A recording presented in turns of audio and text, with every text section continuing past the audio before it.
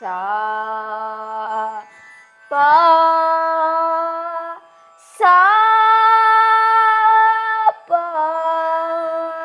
சா பா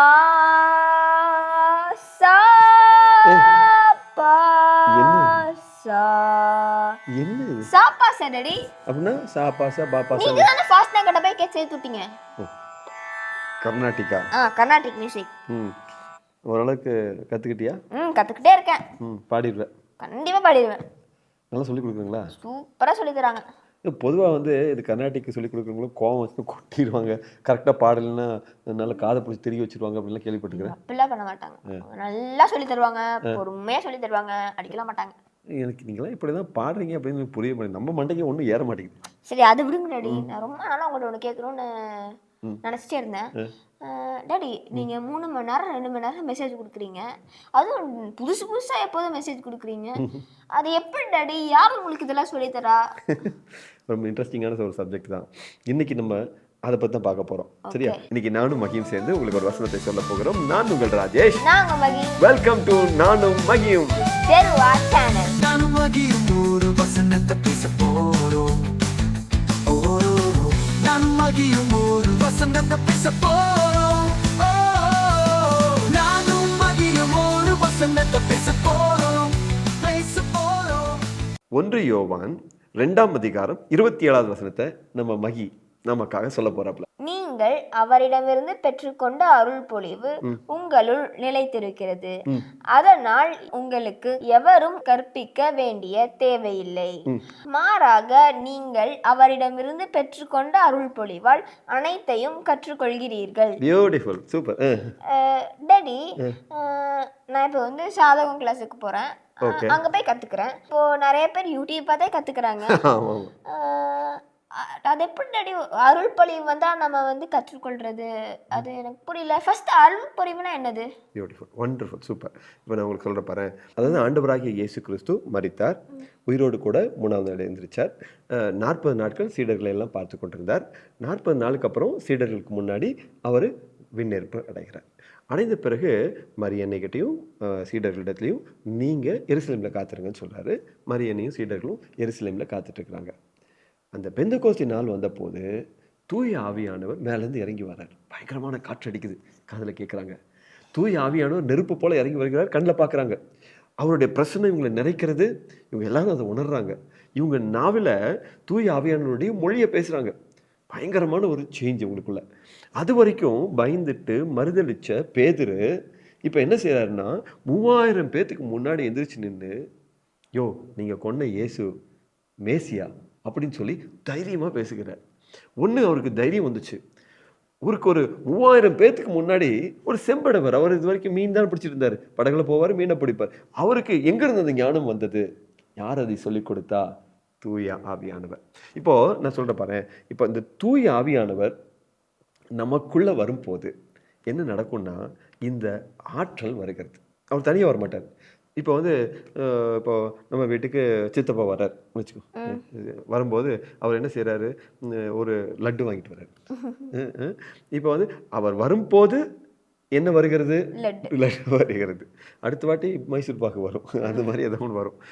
அது மாதிரி ஆவியானவர் வரும்போது நமக்கு ஒரு வல்லமையை அவர் கொண்டு வருகிறார். முக்கியமானது யாருன்னா தூய ஆவியானவர். ஆனால் அவர் கொண்டு வருகிற ஒரு விஷயம் என்னன்னா, இந்த அருள் பொழிவு. இந்த பொழிவு வந்துருச்சுன்னா எல்லாத்தையும் சொல்லி கொடுத்துருவேன். டாடி, அந்த வல்லமை வந்தா நம்ம எல்லாத்தையும் கற்றுக்க முடியுமா?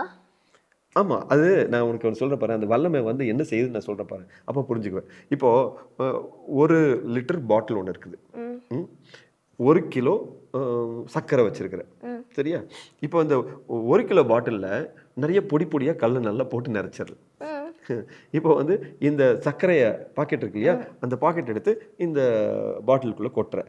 என்ன ஆகும்? கால்வாசி தான் நிறமும். ஆமாம், நல்லா குளி போட்டாலும் கொஞ்சம் தானே போகும். இப்போ அதுக்கு பதிலாக இந்த பாட்டிலில் இருக்கக்கூடிய கல்லெல்லாம் பொடன்னு கீழே கொட்டிட்டேன். இப்போ வந்து இந்த பாக்கெட்டில் இருக்கக்கூடிய சர்க்கரையை உள்ளே போடுறேன், எல்லாமே போயிடும், வெளில போயிடும், நிரம்பிடும் இல்லையா?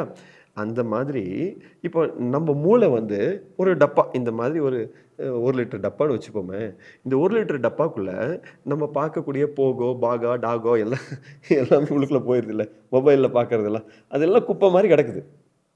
இப்போ இதுக்கு நடுவுல யாராவது ஒருத்தர் சொல்லிக் குடுத்தா கூட நமக்கு புரியறதில்ல. இப்போ ஒரு மூத்தவங்க, வயசுல மூத்தவங்கன்னு வச்சுக்கோங்களேன். அவங்களுக்கு வந்து என்ன பிரச்சனை இருக்கும்?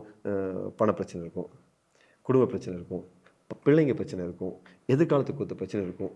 முன்னாடி நடந்த பல பிரச்சனைகள் இவங்க மனசுக்குள்ள ஓடிட்டு இருக்கும்.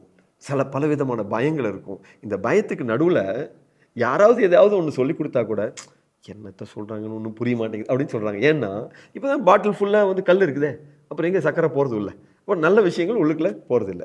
இப்ப இந்த தூய ஆவியானவர் வரும்போது, இவர் வந்து நம்முடைய உடலாகிய ஆலயத்துக்குள்ள இறங்குன போது, உள்ளுக்குள்ள பூரா கல்லும், மண்ணும், வேண்டாத குப்பையும் இருக்கும். அவர் என்ன பண்ணுவாரு? ஃபர்ஸ்ட்டு எல்லா குப்பையும் எடுத்து பொட பொட பொடன்னு கொட்டிருவாரு. அப்புறம் என்ன பண்ணுவாரு? நமக்கு நல்ல விஷயங்கள சொல்லிக் கொடுப்பார்.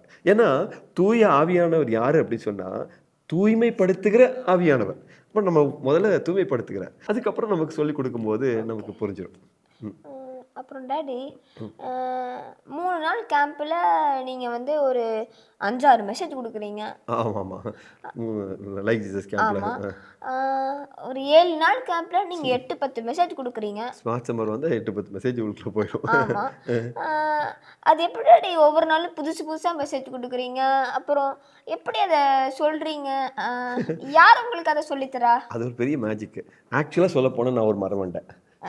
சும்மா சொல்லாதீங்க. ஆனா, இந்த ஹோலி ஸ்பிரிட் வந்த பிறகு எனக்கு நடந்த எக்ஸ்பீரியன்ஸ் வந்து பியூட்டிஃபுல் எக்ஸ்பீரியன்ஸ். என்ன நடந்துச்சுன்னா, இப்போ வந்து ஒரு நாள் காலையில எந்திரிச்சு உட்காந்துருக்கேன். இப்போ காலையில 4 மணிக்கு எந்திரிச்சு உட்காந்துருக்கேன்னு வச்சுக்கோயேன். அப்போ வந்து ஜெபம் பண்ணதுக்கு முன்னாடி பலவிதமான பிரச்சனை இருக்கும். ஐயோ, இந்த பிரச்சனைக்கு, அந்த பிரச்சனைக்கு, அது இருக்குது, இந்த சூழ்நிலை இருக்குது, மினிஸ்ட்ரிக்கு இது வேணும், அது வேணும், இந்த சூழ்நிலை இவங்களை போய் பேசணும், இதெல்லாம் இருக்கும். இதெல்லாம் மனசு இருக்கிறதுனால காலையில் எந்திரிச்ச உடனே இயேசுவே ஸ்தோத்திரம் சொல்ல முடியாது. அப்போ வந்து அப்படியே உட்காந்துட்டே இருப்பேன். என்னமோ கொஞ்சம் நேரம் கழிச்சதுக்கப்புறம் மனசுக்குள்ள, ஆண்டவரே உமக்கு நன்றி, ஆண்டவரே சூழ்நிலைகளுக்காக ஸ்தோத்திரம் அப்படின்னு சொல்ல ஆரம்பிக்கும் போது லேசாக ஒரு பிரச்சனை எனக்கு வரும். அந்த பிரச்சனைங்கிறது வந்து மனசுக்குள்ள ஒரு சின்ன ஒரு அமைதி வரும். ஒரு ஆறுதல் இறங்கி வந்த மாதிரி இருக்கும். நான் இருக்கிறேன், பார்த்துக்கிறேன்ப்பா அப்படின்னு சொல்கிற மாதிரி இருக்கும். இந்த எக்ஸ்பீரியன்ஸ் வர ஆரம்பித்ததுக்கப்புறம் வி வில் ஃபீல் அந்த ஹோலி ஸ்பிரிட் வர்றாரு அப்படிங்கிற அந்த ஃபீலிங் இருக்கும். அந்த நேரத்தில் என்ன நடக்கும்னா, என் மனசுக்குள்ளே இருக்க வேண்டாத விலையெல்லாம் எடுத்துடுவார். அப்புறம் கொஞ்சம் ஃப்ரீயாக இருக்கும். அந்த ஃப்ரீயாக இருக்கும்போது ஏதோ ஒரு வசனத்தை வாசிப்போம், இல்லை ஏதோ ஒரு பகுதியை வாசிக்கணும்னு சொல்லுவார். வாசிக்க ஆரம்பிப்பேன். வாசிக்க ஆரம்பித்த உடனே அதில் இருக்கக்கூடிய அந்த அழகான ஆழங்களை மெதுவாக சொல்லிக் கொடுப்பார். யாரோ பக்கத்தில் உட்காந்து இப்படி சொல்லிக் கொடுக்குற மாதிரி இருக்கும். சில சமயம் ஒரு குட்டி விஷன் ஓடும். அதில் பார்த்தா ஒரு சின்ன ஓமயமாக ஏதாவது ஒன்று இருக்கும். அதை பார்க்கும்போது ஓ, இதைத்தான் சொல்ல வராரு அப்படின்னு புரிஞ்சிடும். இப்போ இதை சொல்லும் போது எல்லாத்தையும் நோட் பண்ணிக்குவேன். இப்போ வந்து இந்த மாதிரி ஒரு 6 மெசேஜ் நோட் பண்ணியாச்சு. கேம்ப் வருது. அப்போ 6 பேப்பர் கையில் வச்சுருப்பேன். அந்த பேப்பரை எடுத்து ஏன்னா எல்லாம் உடனே எல்லாமே ஞாபகம் சொல்ல முடியாதுல்ல. இந்த பேப்பரை எடுத்து அதை பார்த்த உடனே எனக்கு அந்த எக்ஸ்பீரியன்ஸ் வந்துச்சு இல்லையா, அந்த நேரத்தில் ஹோலி ஸ்பிரிட் சொல்லி கொடுத்தா அத்தனையும் ஞாபகத்துக்கு வந்துடும். இப்போ நான் நின்று பேசும்போது ஹோலி ஸ்பிரிட் என்ன பண்ணுவார்னா என்னை சூழ்ந்து கொள்வார். அவருடைய பிரச்சனை மறுபடியும் அதே போல் வந்துடும். இப்போ நான் பேசும்போது இன்னும் எக்ஸ்ட்ராவாக சொல்லிக் கொடுப்பேன். அப்படி சொல்லி முடிச்சதுக்கப்புறம் எனக்கே சந்தோஷமாக இருக்குச்சா, பியூட்டிஃபுல்லான ஒரு விளக்கத்தை ஆண்டவர் கொடுத்தாரு அப்படிங்கிறது போல் இருக்கும். அப்படியே ஒவ்வொரு மெசேஜுக்கும் நடக்கும். ஸோ ஆவியானவரை பிடிச்சிக்க விடாது. நீங்களும் அப்படிதாங்க. தூய் ஆவியானவரை பிடிச்சிக்கங்க. அவரை கூப்பிடுங்க. அவர் வரும்போது உங்களுக்கு என்ன சொல்லிக் கொடுக்கணுமோ அந்த மேட்ரோட வருவாருங்க. அந்த ஆற்றோட, அந்த வல்லமையோடு வருவாருங்க. அவர் உங்களுக்கு எல்லாவற்றையும் சொல்லிக் கொடுப்பார். ஸோ அடுத்த முறை இன்னொரு வசனத்தோடு நானும் மகியும் உங்களை வந்து சந்திக்கிறோம். இருங்க. உங்களுக்கு தூய ஆவியானவர் ஏதாச்சும் எக்ஸ்பீரியன்ஸ் கொடுத்துருந்தாருன்னா அந்த எக்ஸ்பீரியன்ஸை கமெண்ட் பண்ணுங்க. எக்ஸ்பீரியன்ஸுங்கிறத விட தூய ஆவியானவர் உங்களுக்கு எதையாவது சொல்லி கொடுத்துருந்தா அதானே, அதை நீங்கள் கமெண்ட் பாக்ஸில் போடுங்க. அதை நாங்களும் வாசித்து ஆண்டவரை மகிமைப்படுத்துவோம், மற்றவங்களும் வாசித்து கடவுளை மகிமைப்படுத்துவாங்க.